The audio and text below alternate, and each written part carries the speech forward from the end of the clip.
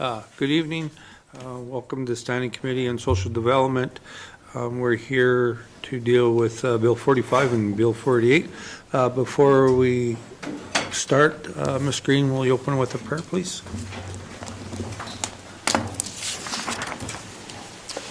We meet to serve our community, to use our resources wisely and well, to represent all members of our community fairly, to make decisions that promote the common good.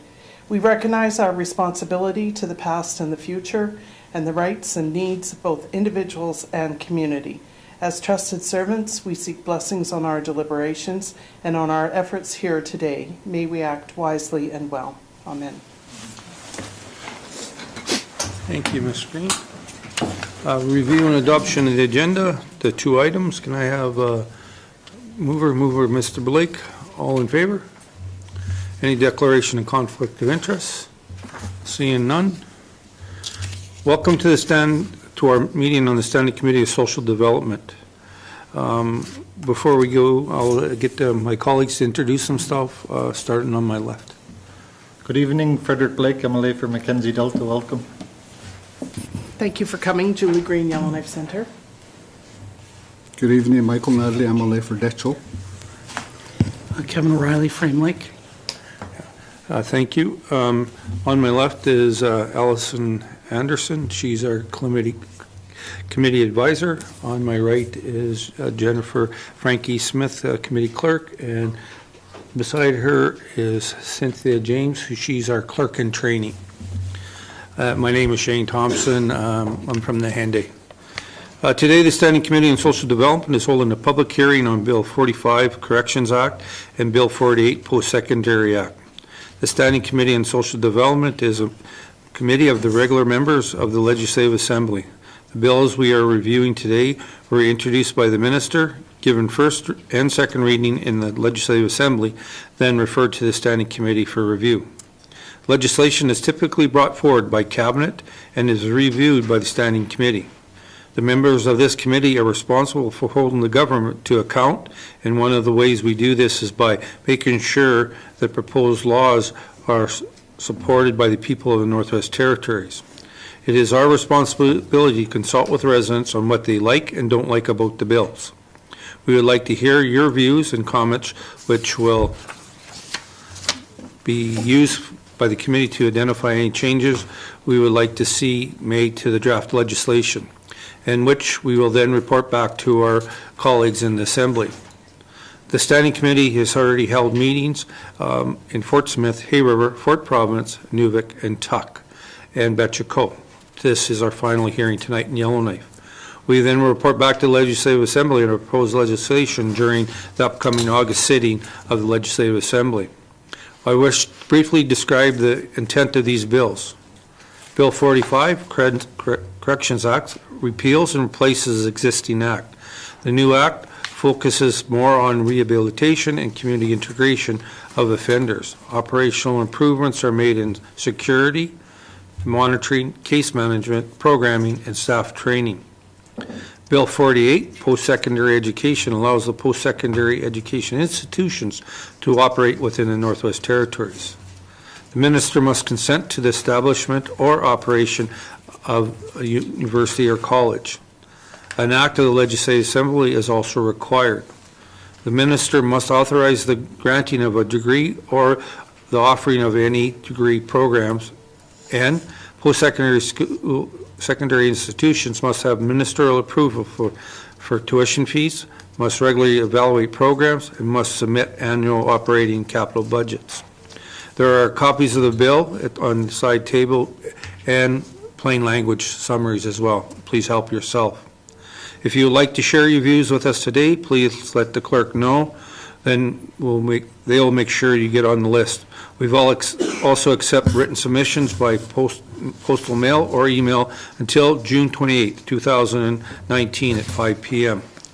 One final piece of housekeeping. Please remember that all submissions will be part of the official committee's records and may be reflected in our final report. Any submissions made during this meeting may also be televised or broadcast via social media. Thank you, everyone for your patience in allowing this introduction.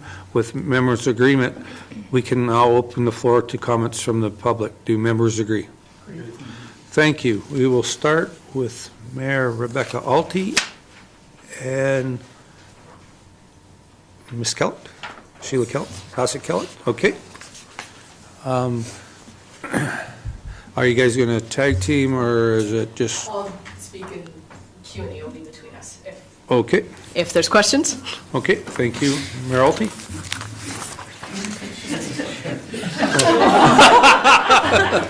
On the left, Sheila.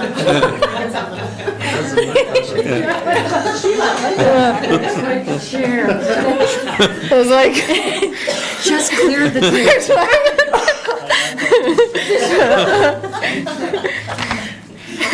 Lost her. Good way to break the meeting. Okay. Thank you, Mr. Chair. And thank you for allowing us this opportunity to comment on Bill 48, the Post-Secondary Education Act. The GNWT commissioned a foundational review of Aurora College's governance and accountability structure, as well academic programming and supporting operations to ensure programs are managed effectively and efficiently, are meeting the diverse needs of students, and are responsive to changes in the labor markets. The report presented a vision and pathway for the transformation of Aurora College into a polytechnic university over the next 6 to 8 years. The review examined 5 areas: governance, accountability, academic programming, operations, and recruitment and retention of students. The introduction of Post-Secondary Education Act is the first step in addressing the governance issues. So the Post-Secondary Education Act. Aurora College is established and guided by the Aurora College Act. As has been noted previously, one of the biggest challenges of this governance model is that the college does not operate at arm's length. Furthermore, the Act does not allow for the creation of any additional post-secondary institutions in the NWT. The City submits that the proposed legislative framework must enable the physical presence of universities and establish regulatory and quality assurance framework models that allow for expansion into the NWT. The City strongly endorses the concept of academic freedom that enables universities to be autonomous and receptive to engagement with a range of private and public partners. The ability to set their own research and educational priorities in response to a broad range of influence is critical to the success of post-secondary institutions. In the GNWT's response, they accepted the overarching recommendation that Aurora College should be transformed into a polytechnic university. Furthermore, the GNWT recognized that it is increasingly evident that Aurora College must be empowered to function at arm's length in its operations and strategic decision-making, and committed to ensuring the institution would be able to maintain the appropriate level of operational and strategic independence moving forward. Recommendation G6 of the review indicated the necessity to establish an arm's-length governance model. In the GNWT's response, it was noted that legislative changes would be required to create a process that ensures effective governance and quality assurance of post-secondary institutions. For the City of Yellowknife, Council of the City of Yellowknife adopted the University Post-Secondary Feasibility Study on January 14th, 2019. The study stresses the importance of amending the Aurora College Act to allow additional post-secondary institutions to be recognized. The study also found that the governance structure must enable the right degree of academic freedom and independence from government for post-secondary institutions to succeed. The City's position on the Post-Secondary Education Act is outlined in the following paragraphs. Part 4, Universities, and Part 6, Colleges. It is the City's position that the proposed Post-Secondary Education Act does not adequately address the concerns related to the establishment and independence of university and colleges. For example, pursuant to Sections 11 and 24 of the proposed Act, upon application to establish a university, the Minister may, in the prescribed circumstances or in accordance with prescribed criteria, reject such an application. Section 11.4 states that on consideration of any other matter that the Minister considers appropriate, the Minister can give consent to establishment of a university. The Act does not outline what the prescribed criteria are and also provides the minister with the authority to attach any terms or conditions the minister considers appropriate to any consent. Furthermore, the minister's decision is final, sections 11.7 and 25.7, which result in an application for judicial review to the courts if an applicant is not satisfied with the minister's decision. For Part 9, General Institutional and Reporting Requirements, the control exhibited by the minister is also a key theme throughout this part of the Act. For example, Section 42 states that the minister must approve tuition fees prior to levying of a fee by a post-secondary institution. In Alberta's Post-Secondary Learning Act, the board of a public post-secondary institution has natural person powers, Section 59, and sets tuition fees, Section 61. In Alberta, the minister may only prohibit the increase in fees for domestic students. There is also lack of autonomy. The proposed act does not clearly outline the powers and duties of the governing authority. There is no provision for establishment of a governance structure apart from the minister in the act. The proposed legislation does not address aspects of university governance, including establishment of a Senate or Board of Governors.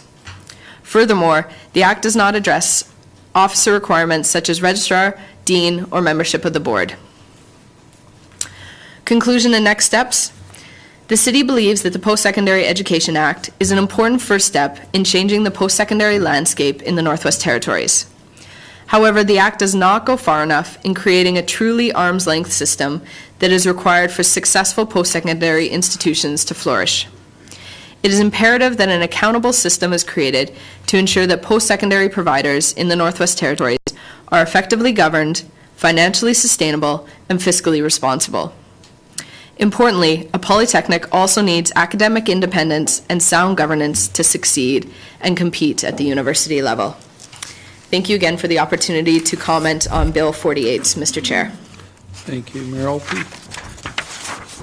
Committee have any questions in regards to the city's presentation?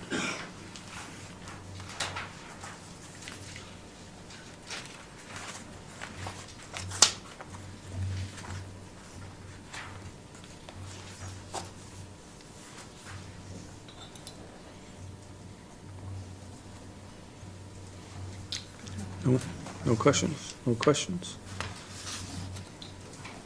Okay, thank you, Ms. Mayor Alty. Thank you very much. Who's up next? Jose Claremont. Jose Claremont, College Nordique.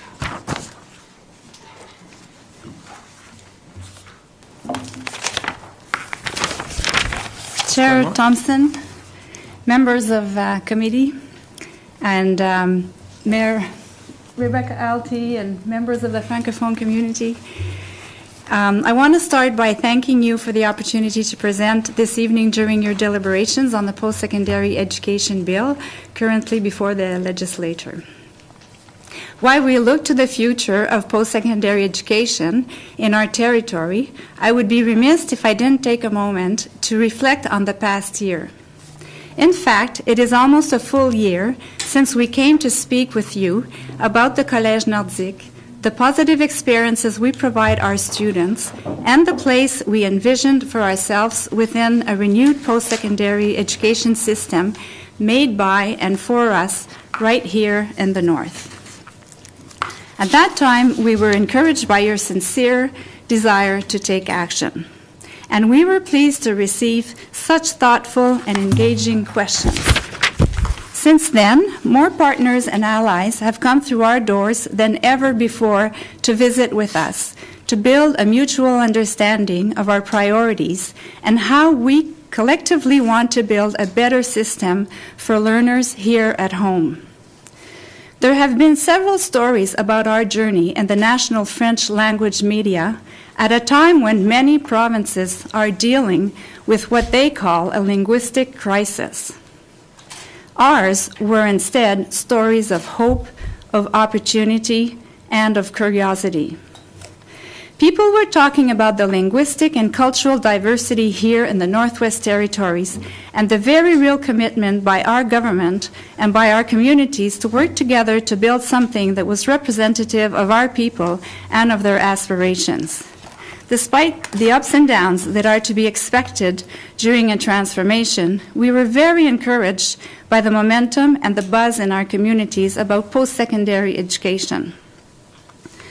I commend ECE for supporting a technical briefing and a series of conferences following the tabling of the Post-Secondary Education Act and encouraging more open dialogue, conversations, and curiosity about what we can collectively build. Because that is what this act is about.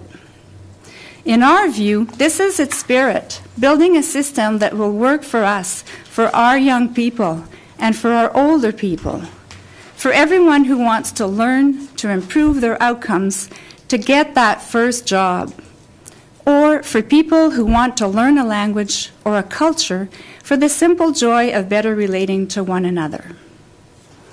I would like to congratulate Minister Cochrane and ECE for bringing forward a very good bill that begins to lay the legislative and regulatory foundation upon which together we can build. Like any building project, we need to make sure the foundation is right and that it will support that which we want to build atop of it. Today, we're here to provide you with our thoughts and how we can make sure that foundation is as strong as possible. The Act is a good representation of best practices in post-secondary education legislation. It allows for ECE to build the regulatory framework it needs to be the steward of a system that will be held to high standards of quality, to protect students, the integrity of credentials obtained in the NWT, and to hold its institutions accountable. It provides for the recognition of institutions across several categories. However, in our view, the Act does not provide for how institutions will be able to collaborate in a structure that remains agile and that allows us to respond in a timely manner to the needs of citizens and the demands of the labor market. In November of last year, we presented some key features in our submission to the managerial response to the Aurora College report. Most notably, we advanced the notion of affiliation. We believe an affiliation model would provide for inter-institutional partnerships that would respect the eventual standards of quality, the integrity of credentials, and principles of institutional accountability and autonomy. We further explored these concepts in the mini-conference we held in March as part of the ECE-sponsored conference series. An affiliation model of smaller and highly differentiated institutions such as Collège Nordique to a primary or comprehensive college or universities offers several benefits. First, affiliation allows for the sharing of academic, human, physical, and digital resources, thus reducing the cost burden on any one institution. Second, it allows for collaborative academic programming where students benefit from the best each institution can bring and from an expanded capacity and choice no one institution can provide. Thirdly, students have access to a standard level of coordinated and integrated support across multiple institutions. Because for such a small system, there should be no wrong door for students. All doors should lead to a quality student experience. Fourth, academic programs are strengthened by maximizing expertise of faculty, program developers, and pedagogues. Creativity and quality are enhanced by the cross-pollination of disciplines and worldviews. We are concerned that the current system is not being set up to reap the best of our diversity, but rather to create a monolithic system with a primary institution at its center and others on the side without due consideration of how each part can create a better system as a whole. In Canada, as is the case across North America, private institutions need to be properly regulated to ensure quality, to protect the integrity of credentials, and the investments of students. Most regulatory frameworks for private institutions are created to do just that, protect and regulate. As it currently stands, it seems as though this is the category under which Collège Nordique will fall. While it is a best practice in larger market where hundreds of small, private, for-profit institutions fight for a market share, and certainly we need to have regulations here in the territory, we caution against sweeping designations that might not account for the role homegrown and community-driven institutions can contribute in the system. Should we be deemed to be a private institution, we will, of course, comply with any resulting regulation and policy.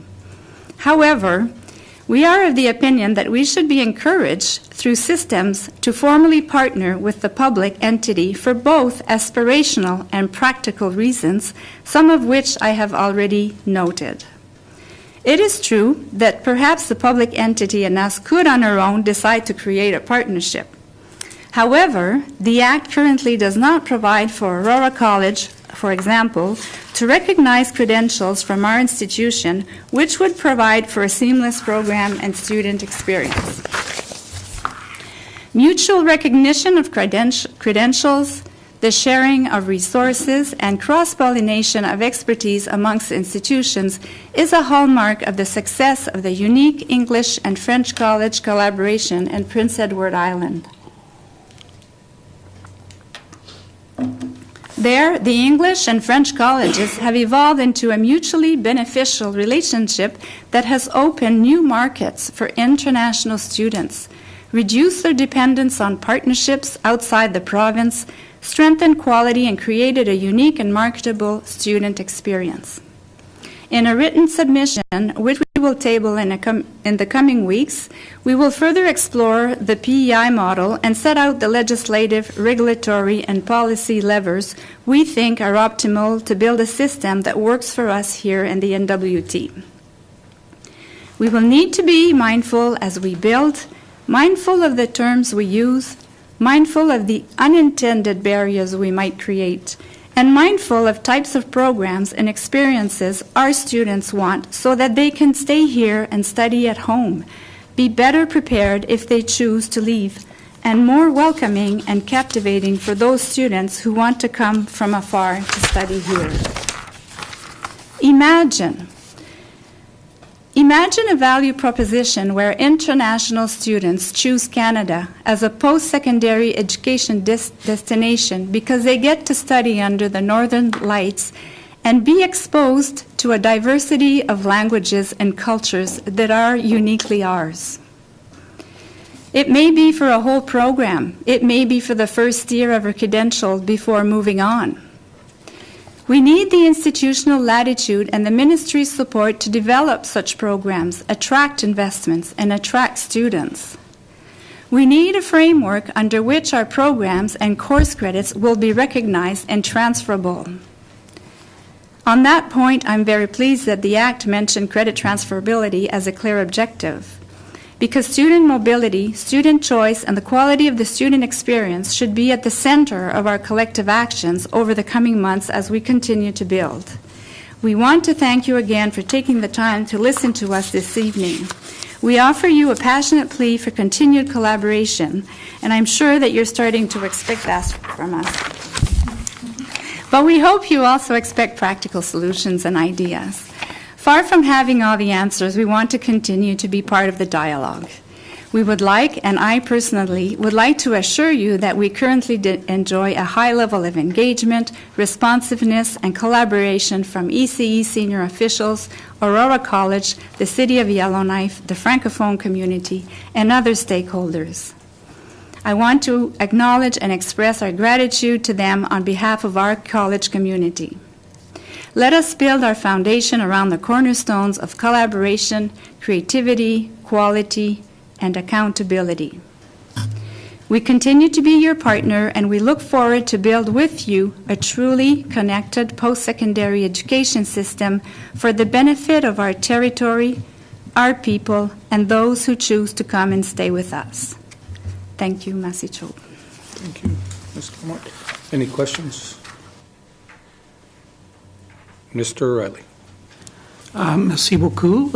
Thanks for the presentation. So I just want to be sure I get this. Do you see a clear path forward then for some form of official recognition for Collège Nordique as a college in Part 6 or as a Part 7 private training institution, or what's the path forward? Or do you want a different sort of ability to have like another category of recognition, affiliation with another established institution? I just want to better understand that. Thank you, Mr. O'Reilly. Ms. Sorry. Claremont. Yes.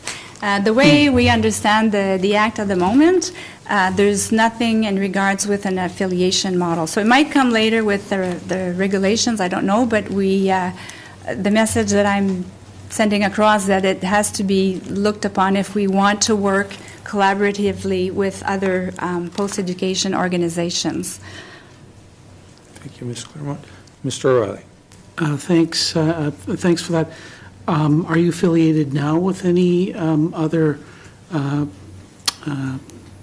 French colleges across Canada? Thank you. Thank you, Mr. O'Reilly. Ms. Yes, Claremont. we have quite a few partnerships. We have a partnership with Éducasante in British Columbia, with University of Alberta, and with Université Sainte-Anne in Nova Scotia. However, we would like to have a partnership here where we would be able to work together and be able to deliver credits, and they would be accepted with the other institution, whether it's Polytechnic, Aurora College, whatever. But right now, the law does not allow Aurora College to give equivalency. So even if we tried to be in an affiliation with them, they would not be able to recognize the credits that the students get at our institution. And our credits are only through our partnerships. We can't deliver credits, as you all know right now. Thank you, Ms. Claremont. Mr. O'Reilly. That's very Okay, helpful. Ms. Thanks. Green. Thank you, Mr. Chair. In Section 20, there's some language around recognizing out-of-province or out-of-territory institutions that are degree-granting institutions that the minister may decide to recognize as degree granting. So, for example, the current partnership with the University of Victoria and the University of Saskatchewan. Is this the kind of language that would enable the affiliation model that you were talking about? Or is this is not really related? Thank you. Thank you, Ms. Green. Ms. Claremont. We're talking more about affiliation with organizations here in the Northwest Territories. And when I talked about the model with Prince Edward Island, they have two colleges and they're on the same campus. If a student is enrolled in a program, let's say in nursing and English, they can take the same course in French on the French one, and they get their credits. And that's the kind of model that we would like to be able to do here.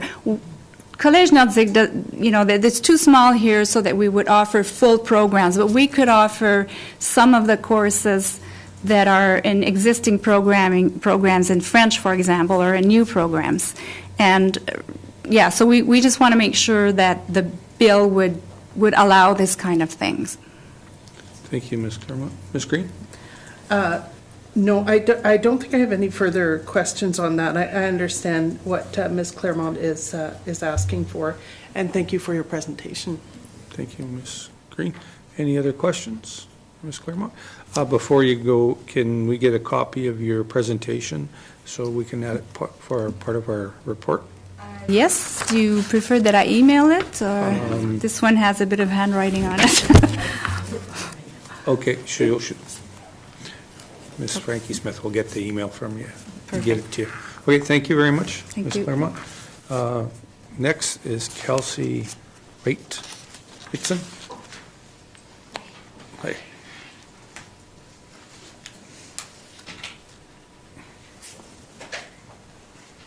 So I have a bit of a slideshow, but I don't know how to work it. So we might just leave it as it is. We have it here. Okay, so I So can you just can- give you a thumbs up to go to the next slide. Okay, perfect. Thank you very much for your time and for allowing me to speak.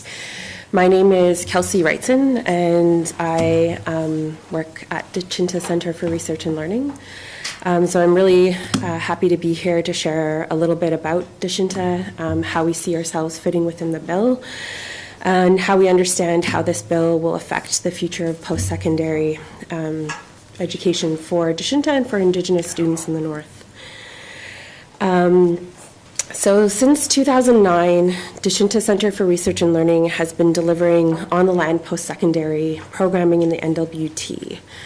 So all of our programming is made in the North, celebrating unique cultures, laws, politics, governance, the history, and the strengths that come from Northern communities. Using rigorous land-based pedagogy and a community-centered approach to curriculum development and research, our model of multi-generational learning has supported students to achieve their post-secondary goals in a culturally safe and relevant program that centers on Indigenous knowledge. Through this decade of innovation, Chinta has developed a strong post-secondary profile that centers this Indigenous knowledge and reflects the strengths of Northern communities. Our innovative course design and curriculum has attracted leading Indigenous academics, researchers, artists, and community leaders to participate in both our research and educational programming and ensuring that students have access to the very best in research-informed teaching. We remain committed to diversifying post-secondary education and research in the North, and we work to ensure that students have options when considering future educational pathways, including employment and education that values the strengths of their communities and families. So maybe if you can go to the next slide after that. And then the slide after that, actually. So we deliver all of our courses in partnership with the University of Alberta and the University of British Columbia. So all of the courses that are accredited have passed through the rigorous quality control at those institutions. At the University of Alberta, Chinta can deliver 20 courses through the Faculty of Native Studies, and many of those courses were developed by Chinta faculty and can only be delivered in the North with local community members and elders. Then next slide. At the University of British Columbia, faculty have developed the Chinta Certificate in Land and Community-Based Research, which was approved by UBC Senate in 2018. The first cohort completed this certificate in fall of 2018 here in Chief Dragi's territory. This program is really innovative and groundbreaking, and the University of British Columbia has recognized community knowledge, Indigenous land-based skills that are integral parts to post-secondary programming. Chinta faculty teach rigorous Indigenous studies curriculum, critical reading and writing skills, along with integrated land-based education that prepares students for new roles in their community and positions them for success and leadership in a growing Northern knowledge economy, and prepares them for further post-secondary if that's what they desire. This is the only Made in the North post-secondary program that's designed to be entirely land-based, centering Indigenous knowledge and developed and delivered by leading Indigenous academics, elders, and knowledge keepers together. Through this relationship with U of A and UBC, all courses that are accredited at Chinta can be used towards degree completion at any institution that's part of the Western Dean's Agreement on a case-by-case basis. We're also developing formal reciprocal recognition agreements with institutions to ensure that students can easily transfer courses into the programs of their choice. Our relationships with universities give us the flexibility to deliver programs in multiple locations across the North. In the past, we've delivered courses in Chief Dragi's territory, the Peel and Detroit Rivers, and in the Mackenzie Mountains. We're very proud that the knowledge of elders, community leaders, and land users has been recognized by our partner institutions in the accreditation of these courses. So maybe you could just go to the next slide. So with this legislation, we see a pathway for Chinta to continue to deliver courses in partnership with the University of Alberta and the University of British Columbia, and move in a sustainable way towards the delivery of a full degree over time if that should be of interest to students and communities. The legislation at the moment would require Deshinta to work with our academic institutional partners and advocate for permission from the Minister for UBC and U of A to continue delivering these courses in cooperation with Deshinta. We are hopeful that with the support of EC&E and clarity around what this decision-making process is, that the legislation would not interrupt program delivery. However, there are a number of considerations that Deshinta would like to raise at this time, some within the scope of legislation, some that require broader consideration, and many which have already been raised by the speakers before me. Deshinta has been advocating for a federated model of post-secondary research and education that builds on the strengths of educational programming that are already in place, while ensuring that students have options to access the best quality research-informed instruction. It's crucial, especially at this time of transition, that students continue to have options for post-secondary programming and that the government work to reduce barriers to post-secondary partnerships and collaborations, including co-delivery. We hope that the legislation is accompanied by consultation and transparency around the ministers' and committees' assessment and decision-making process to ensure that ongoing operation is facilitated and that current post-secondary programs are supported to effectively respond to the demands of changing legislation, as well as continuing to serve students and bringing crucial research funding to the Northern knowledge economy. Further, Deshinta has always maintained the importance of academic freedom for her faculty and community partners, and while Bill 48 respects the autonomy of post-secondary institutions and academic freedom, it will be crucial to see how the subsequent implementation and clarity around that decision-making process reflects this fundamental value. Academic freedom goes hand in hand with working with Indigenous community partners and knowledge holders. This has been recognized and affirmed by Canadian research policy, the procedures and policies of numerous academic institutions, and the laws and governance of many Indigenous nations. It's the responsibility of all participants in a knowledge economy to support academic freedom and intellectual diversity. And thus crucial to any post-secondary research program is a teaching and research mandate that maintains this academic freedom and knowledge integrity of Indigenous elders and community leaders. Deshinta has also been advocating for diversity in post-secondary options for students in the North, filling a recognized gap in post-secondary programming for a decade. While labor market forecasts are important for students considering their future career pathways, we advocate for the support of diverse programs. Research-informed post-secondary education and education that's uniquely informed by place should celebrate the strengths of Northern communities, and especially Indigenous communities. Innovation is not always captured in labor market studies, and we would hope for some clarity on how the minister will tie programming to labor market indicators and how there will remain opportunities for a diversity of career and educational pathways for Northern students, reflecting the unique needs and strengths of communities and the interests of the students who live there.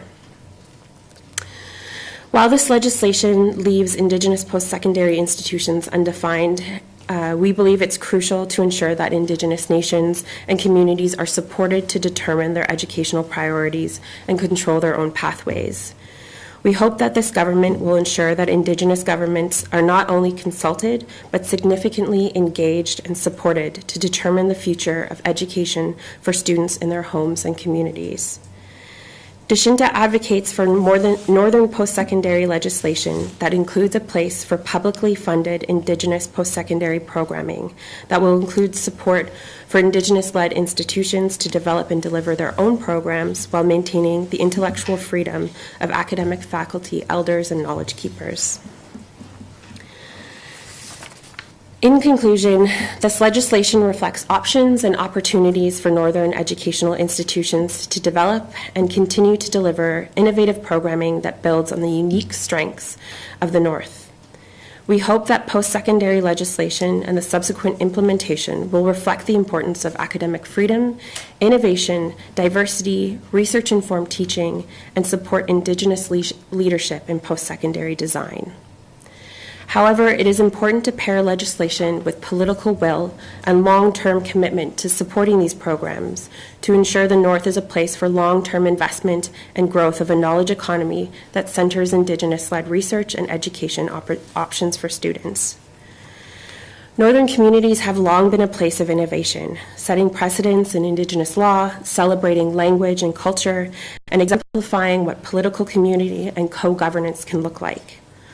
Dichinta's approach to education and research has always been informed by and responsible to the communities we work with, celebrating the unique strengths of the North.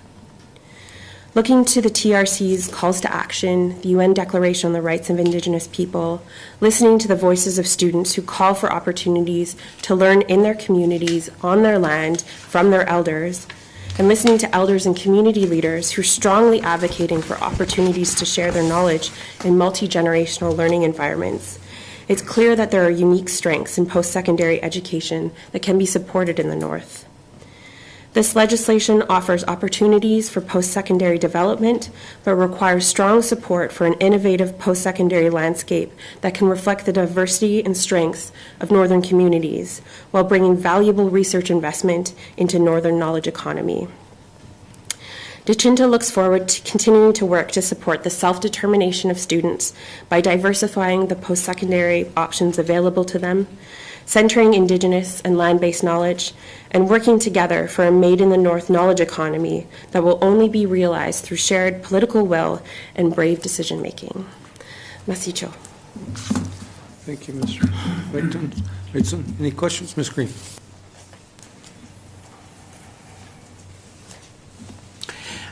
Thank you very much for your presentation. I'd like to talk to you about Section 9, which is a one-sentence explanation of Indigenous institutions.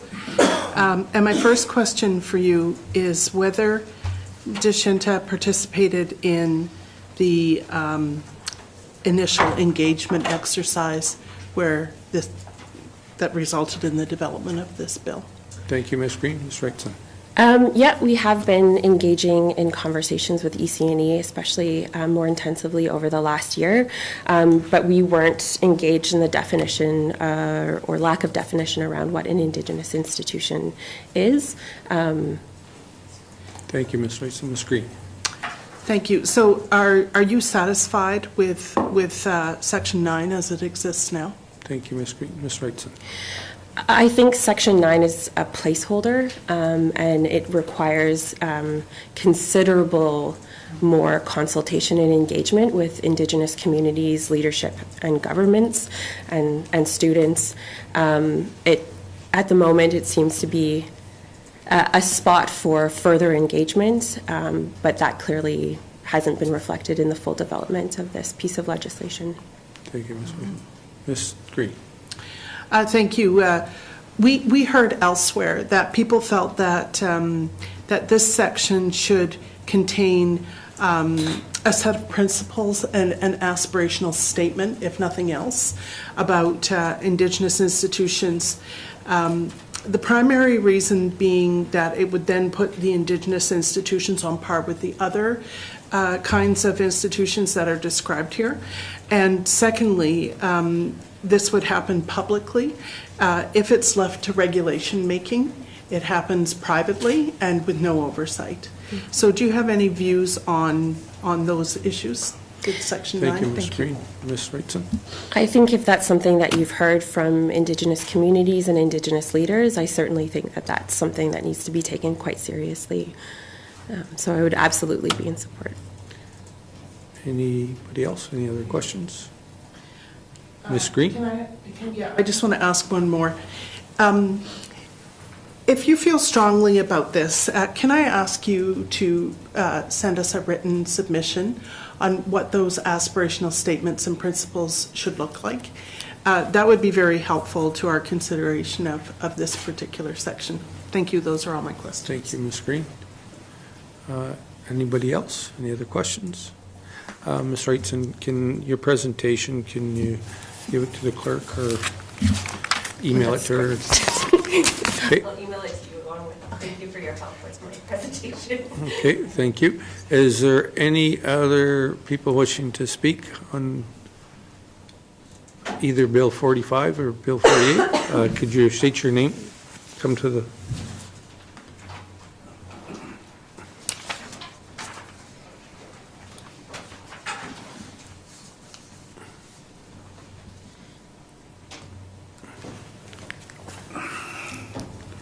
Good afternoon, or good evening. Could you state your name, please? Peter Husky from Betchko. Masifo haun sun night so got darasi. Di hoisi di digo mugot son si tunde sun give hoyo on the Kiyatike with this year is the International Year of the Indigenous Language here from the United Nations. So it's, I guess in that sense,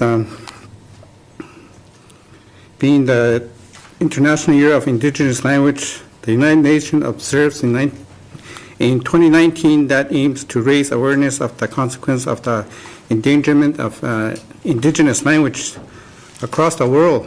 And here in the North, we're part of the world, and with the aim to establish a link between language, development, peace, and reconciliation. That's the International Year of the Indigenous Language from the United Nations this year. And note that it says that it establishes a link between language, development, peace, and reconciliation. Those things already took place way back in 1700s when Edzo and Quechua made peace. And only now they're coming up with this. And here in the North we have 9 official languages. And wherever we go, people always say that we want to preserve our languages. And we want to revitalize our languages in the schools. And so my question to the committee is that how can we help in the post-secondary, in colleges, universities, how can I use myself as an example? I'm a Chinchon, born and raised in the North, and since 2005 I've been an interpreter for the mining companies, the territorial government, the Chinchon government, and I'm not certified. I have no certification, but I learn on the job. So in the Northwest Territories, there used to be a language brewery, and it doesn't exist no more. There's a commissioner, language commissioner. I think her name is Shannon Goldberg, and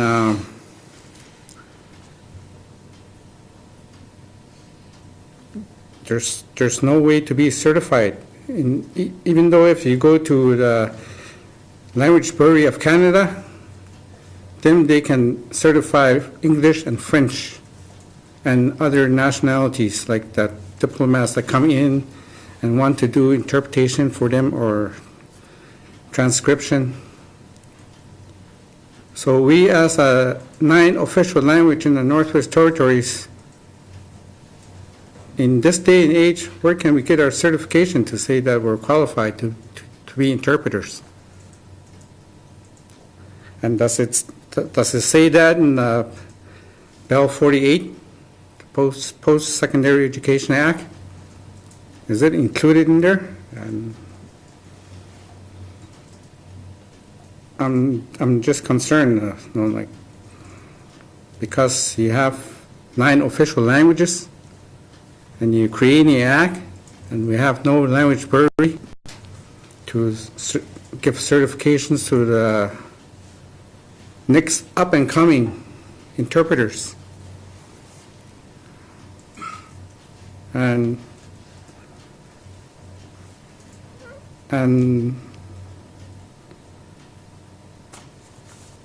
to finish off, I just want to give the committee a big thank you for hearing me out.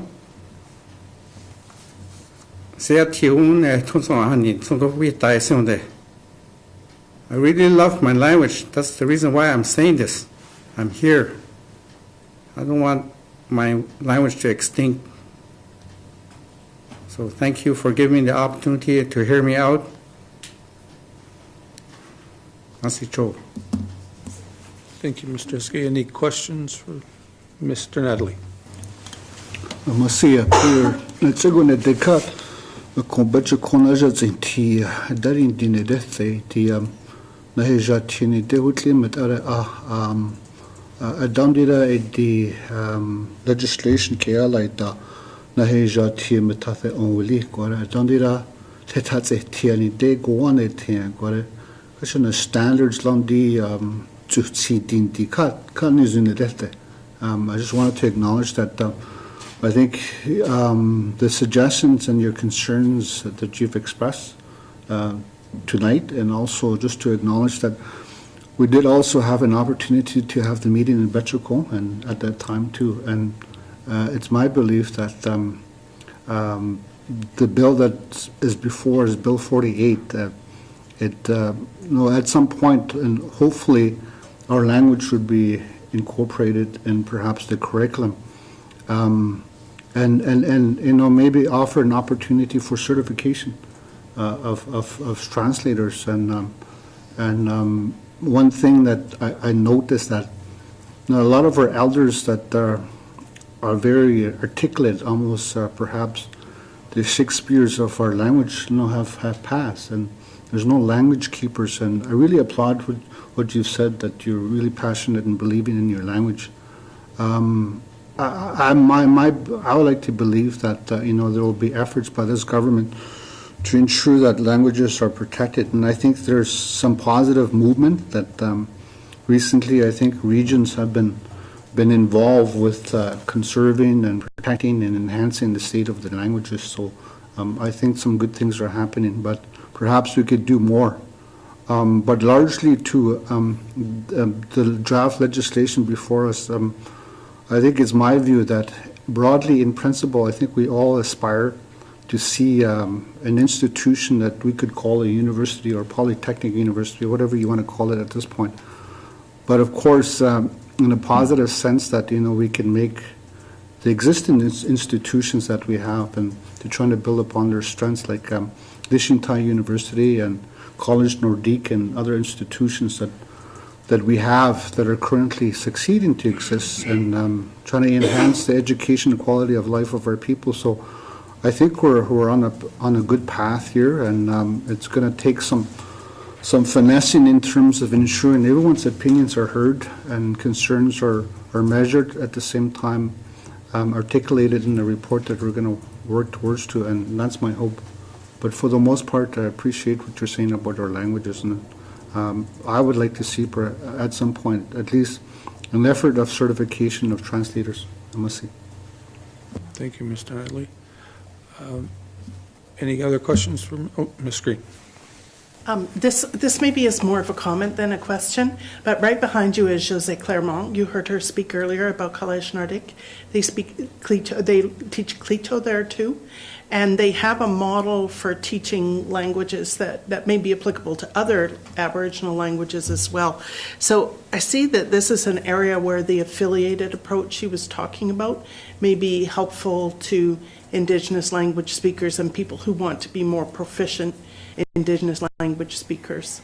That would take care of the training part of it, potentially. I don't know about the certification. I'm not sure about that, but I do appreciate you bringing this issue up and sharing your passion for the language. I think that's where it all starts. Thank you. Thank you, Ms. Green. Mr. O'Reilly. I must see Peter for coming. I've had the pleasure of working with Peter and some other jobs that I've had in the past. So I guess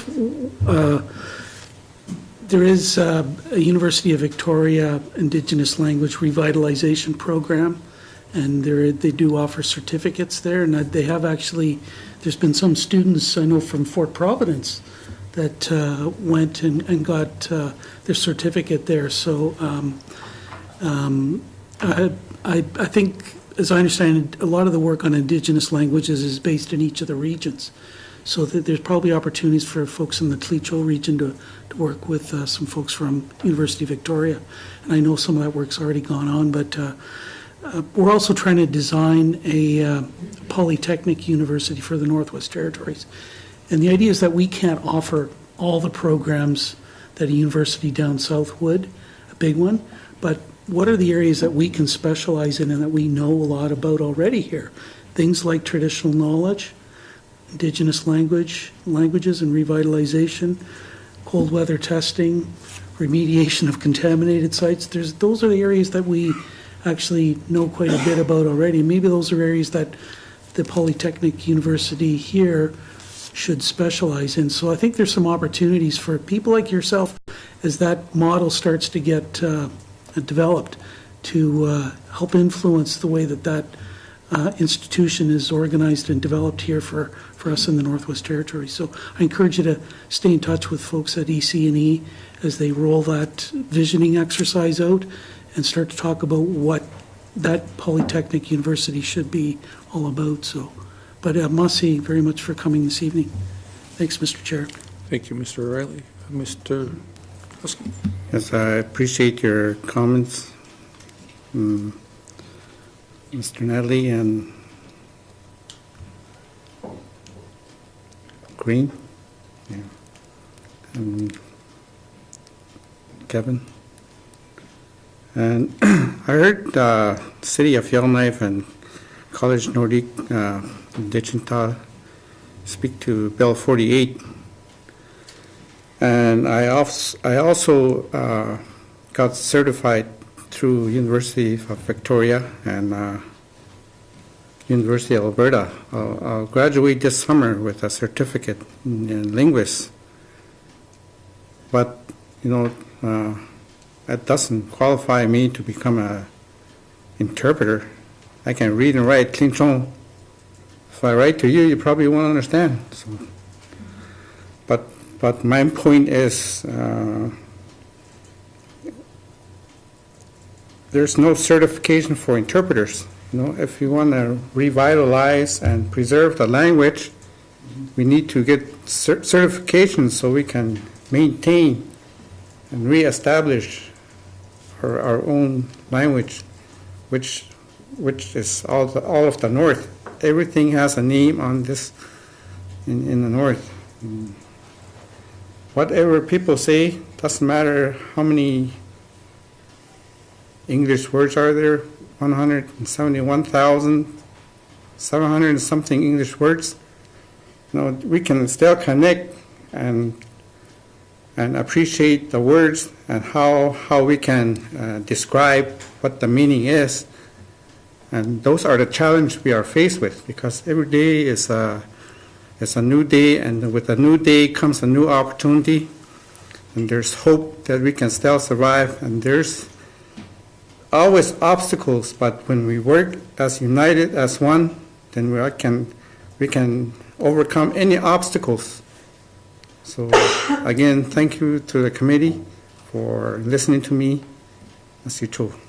Thank you.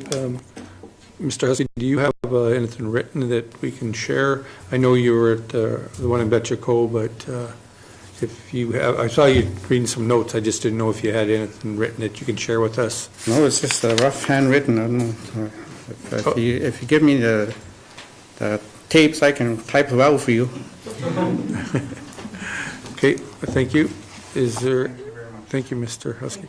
Is there anybody else wishing to speak on Bill 45 or Bill 48?